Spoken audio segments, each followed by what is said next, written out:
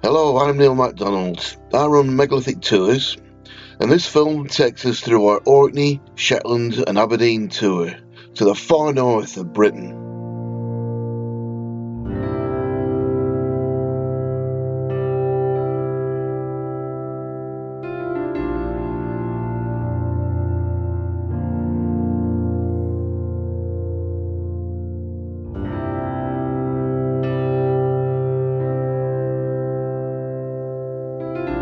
This is Stennes, where our base, whilst in Orkney, is here at the fine old Stennes Hotel overlooking the harbour.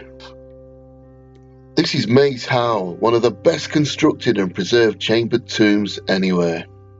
It stands on a circular platform which is dated from 4000 BC.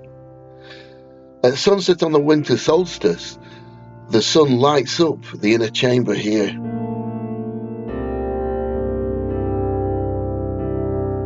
Overlooked by Maes Howe, the stones of Stennes mark the beginning of an ancient landscape. A landscape which is protected by woolly guardians.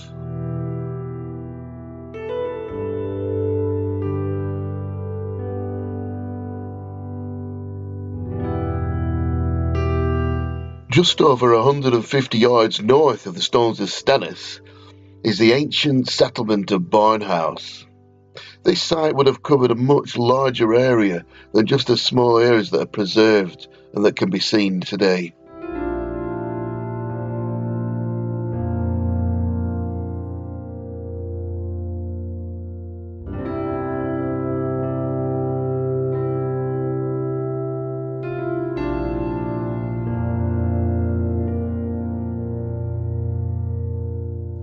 This standing stone marks the beginning of a narrow processional way that leads from the stones of Stennes, between the locks of Harre and Stennes, to the ring of Brodgar, which can be seen over in the distance.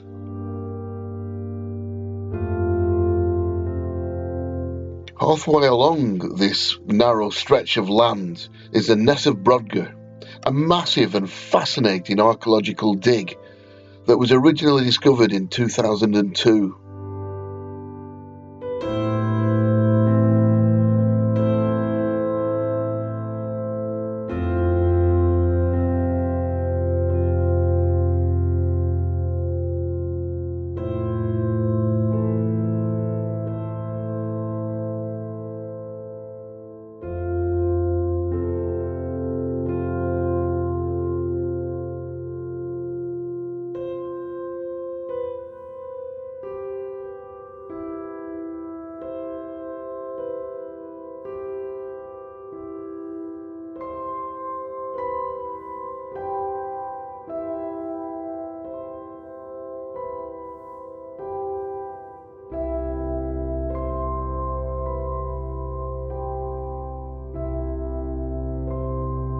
The ring of Brodgar is one of the world's premier stone circles. It's built slightly inclined to the rising sun and has a massive diameter of 341 feet.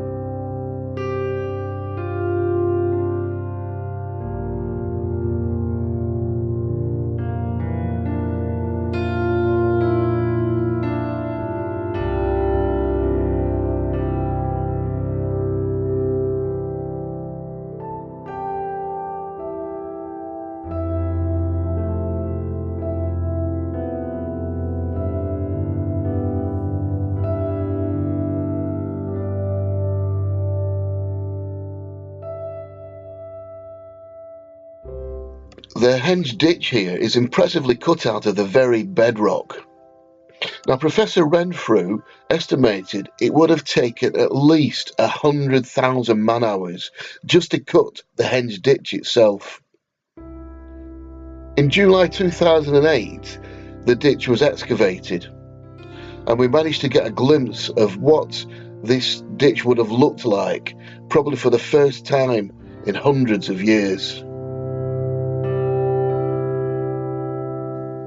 The nearby Unstan chambered tomb sits on a promontory on the banks of the Lochs of Stennes.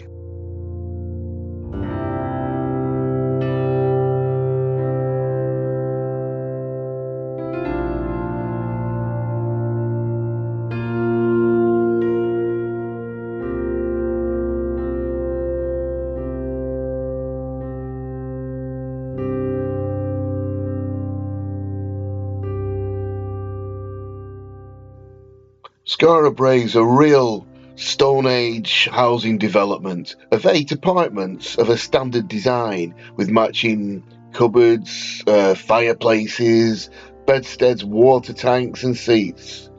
Facilities also include a complete underground sewerage system which flows from the houses through stone drains back into the sea.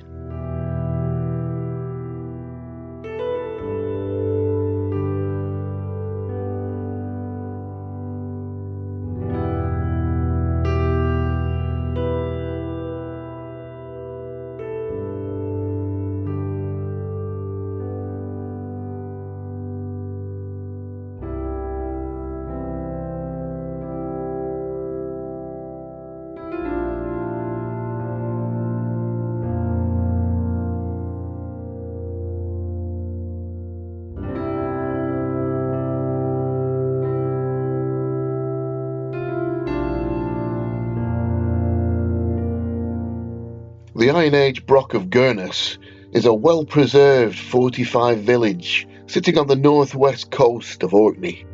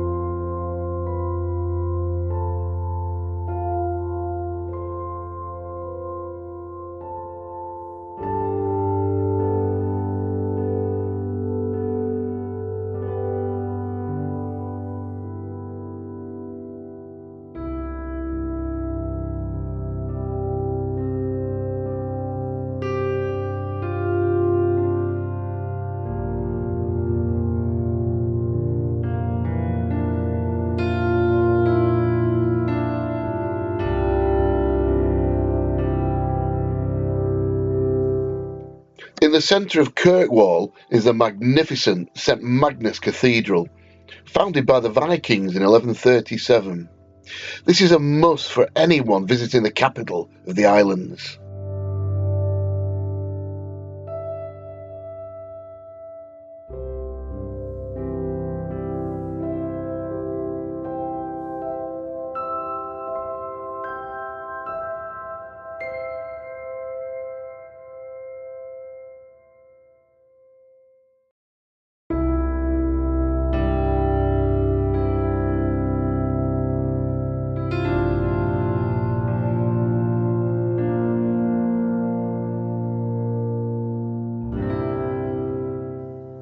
Right next to the cathedral is the Earl's Palace, This was the home of the infamous and controversial Earl Patrick, who lived in the late 16th and the early 17th century.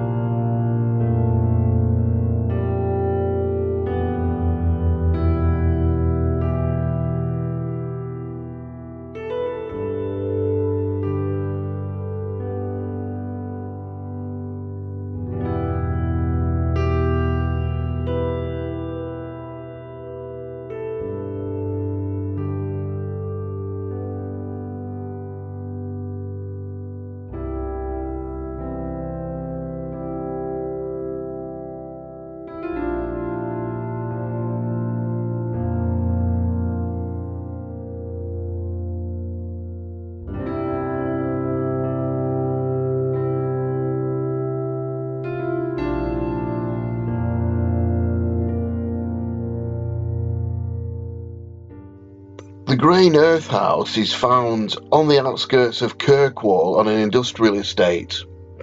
It's a souterrain or underground house, but it was actually probably used for the storage of grain and other such supplies. Down there now it is really dark, but a fascinating sight to visit.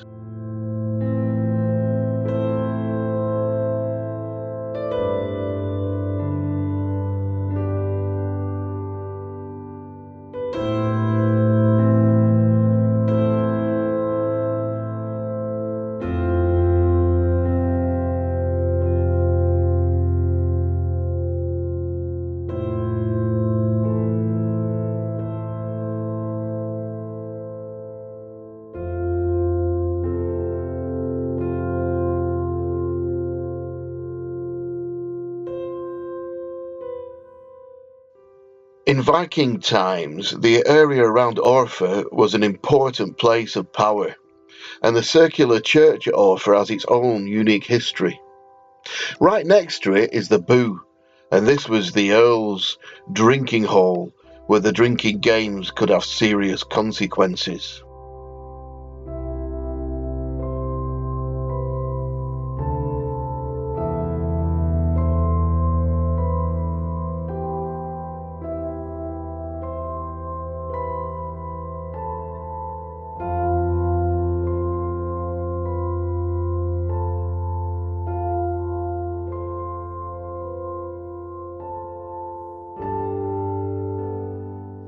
During World War II, Scafell Floor was the home of the British fleet, and the entrance was defended using anti-submarine nets and block ships, some of which were part of a naval graveyard. But in 1939, a U-boat slipped through the nets, sinking the battleship Royal Oak with a loss of 800 lives. As a result, the Churchill barriers were built to block the eastern approach permanently. The Italian prisoners of war who built the barriers were prevented, under the Geneva Convention, from working on military projects. So the barriers were designed as causeways, linking the southern islands of Orkney to the mainland, and that's how they remain today.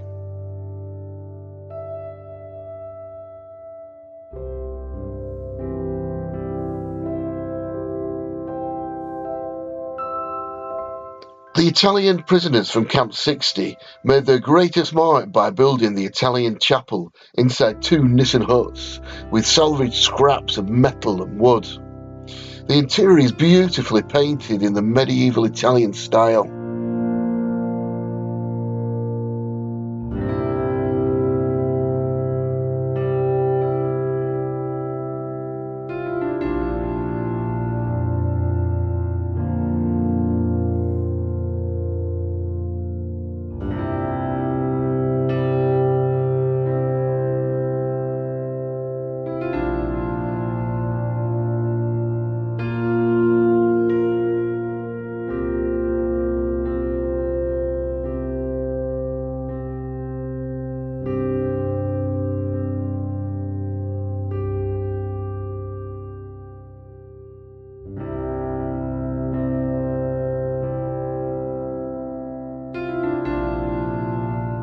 So across the Churchill barriers and onto the cliffs at the far end of South Ronaldsay. And here we find the Tomb of the Eagles, an interesting chambered tomb which was discovered by landowner Robert Simison. When the site was excavated, it revealed 4 chambers containing a huge amount of pottery, human remains, and at least the remains of 10 huge white-tailed sea eagles.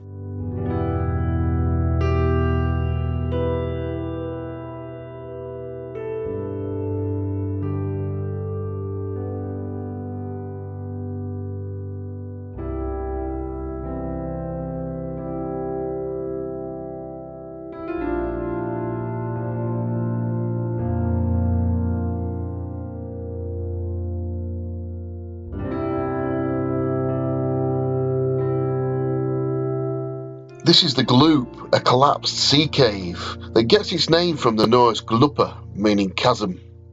It's a great place to start a cliff walk.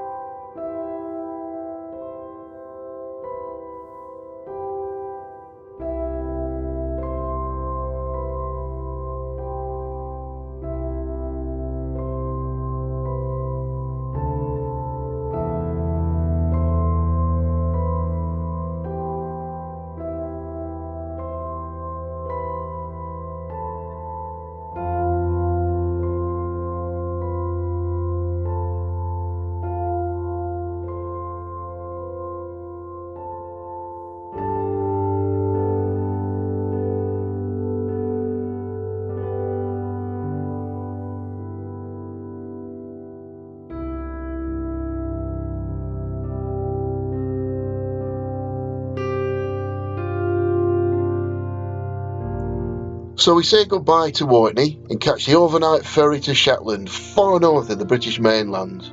And here we are arriving in Lerwick, Shetland's major town.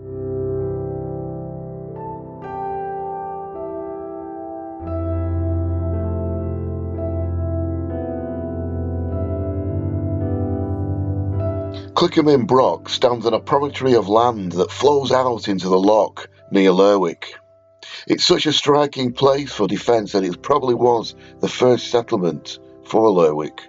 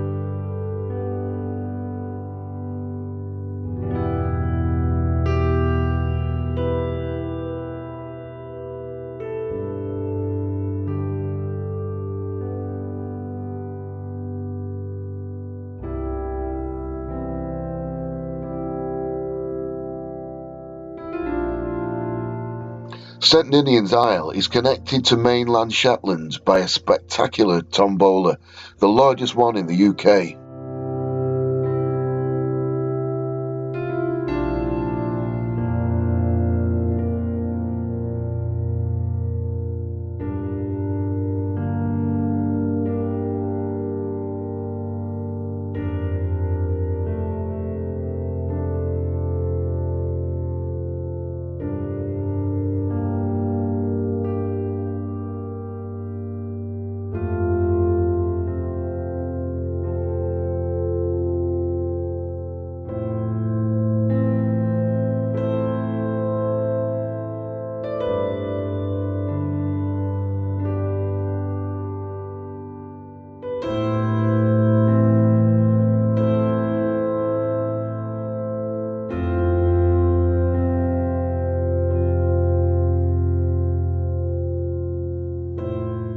The Christian church here from the 12th century was excavated in the late 50s, and it was found that this overlaid a pre-Norse church, which in turn also overlaid a Iron Age site, possibly a wheelhouse.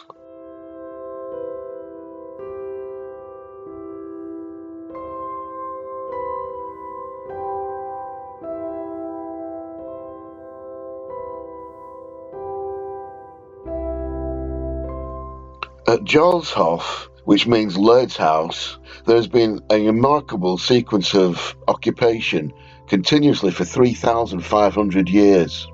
It began with a Skara Brae type housing at dating 2000 BC, right up to a 17th century farmhouse.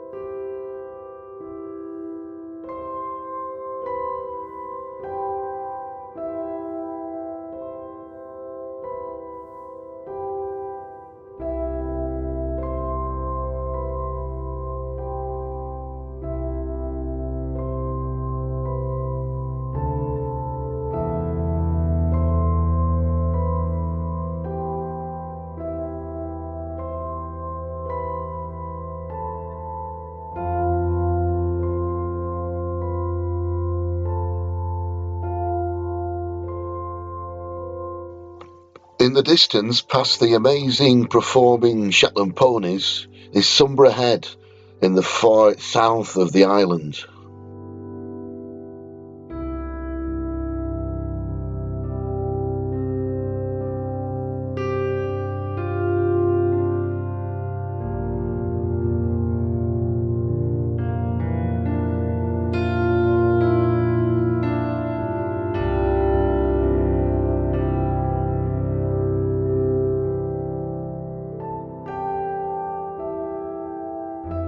And it's at Sunborough Head that you get another fantastic wildlife display, this time from the puffins.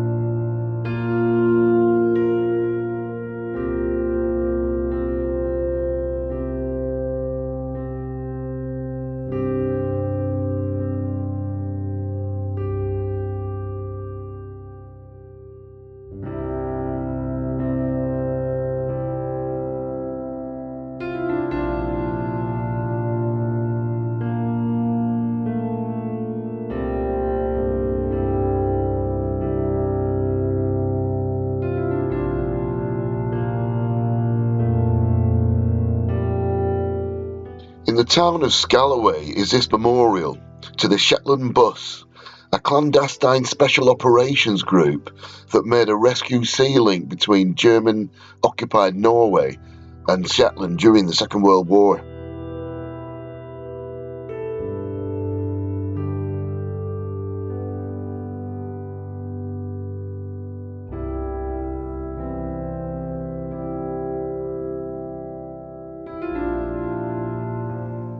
Scalloway Castle was another home for the infamous Earl Patrick Stewart. But one of the inscriptions above the door reads, "Patrick Stewart, Earl of Orkney and Shetland. That house whose foundation is on a rock will stand, but if on sand it will fall." From AD 1600.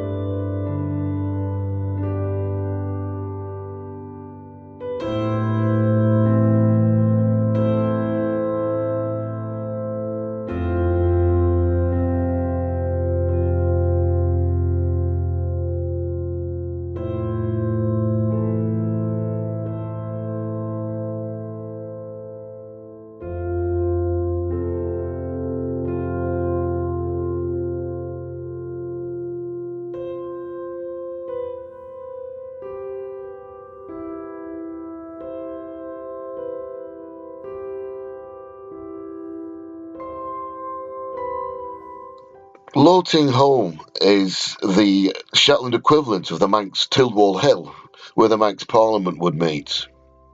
Here at Loting Home is an islet at the end of the Loch of Tingwall, where the Ting, or the Viking Parliament, used to meet.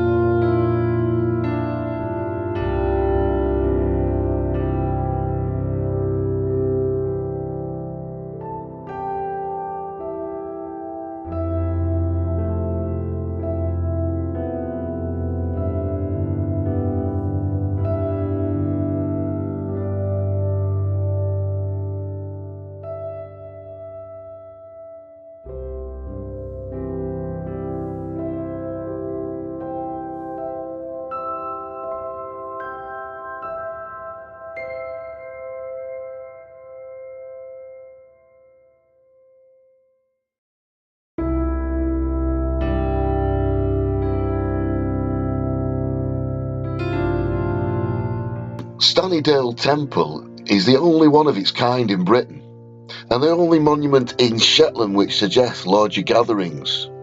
Two deep, wide post holes in the centre of the foundations suggest a substantial timber and thatched roofed building.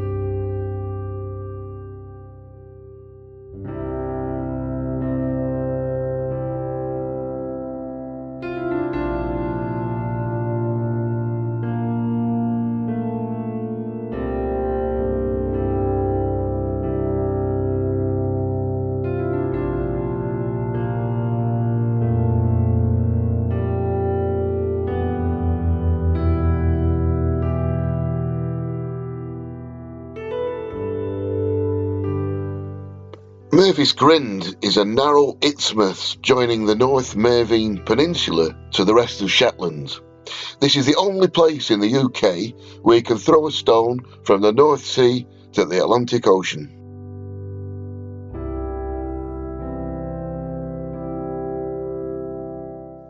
So now we're back in Aberdeen on mainland Scotland, and this is a Caerley stone circle which is 33 feet in diameter. Amazingly, somebody managed to cram no less than 8 small curved cairns within its circumference.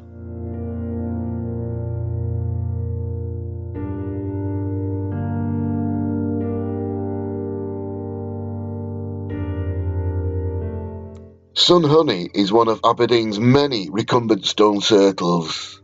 This circle is over 80 feet in diameter, with the central space being quite uneven, and this would have been the place of a central cairn, which unfortunately now is totally covered by turf.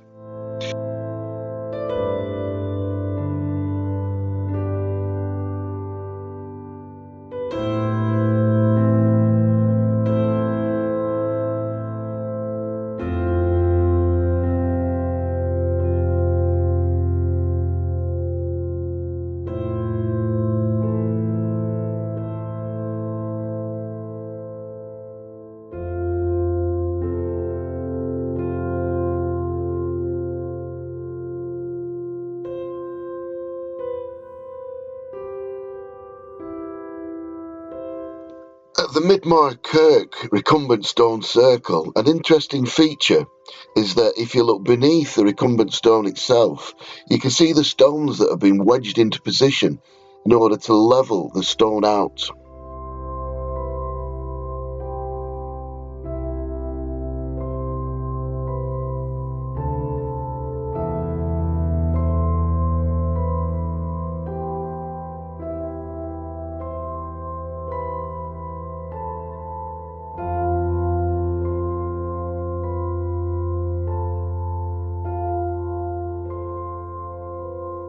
So I hope you enjoyed our tour around the ancient and historical sites of Orkney and Shetland.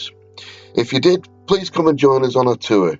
Visit us at www.megalithictours.com.